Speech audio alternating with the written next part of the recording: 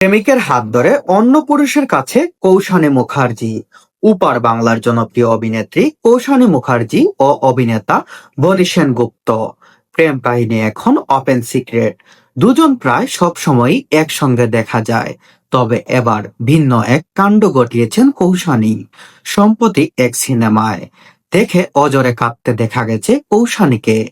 এক সময় প্রেমিক বনির হাত ধরেছিলেন তিনি, তবে মাথা রেখেছিলেন অন্য পুরুষের কাঁধে। সেই অন্য পুরুষ আর কেউ নয়, শুভশ্রী গাঙ্গুলির স্বামী পরিচালক রাজ চক্রবর্তী। ভারতীয় সংবাদ মাধ্যমের প্রতিবেদনে বলা হয়েছে, রাজকে সন্তান সিনেমায় দেখে কান্নায় ভেঙে পড়েন কৌশানী। এক সময় রাজের কাঁধে মাথা রাখেন, প্রেমিকের হাত ধরে আঁকড়েছিলেন বনি। সাংবাদিকদের অনুরোধ করেছিলেন ছবিতে একসাথে ছবি তোলার জন্য। গেল শুক্রবারে মুক্তি পেয়েছে সন্তান নামের সিনেমাটি। এক ঝাঁক তারকাদের সঙ্গে আমন্ত্রিত ছিলেন বনি ও কৌশানী। উপস্থিত ছিলেন চিত্রগ্রাহকের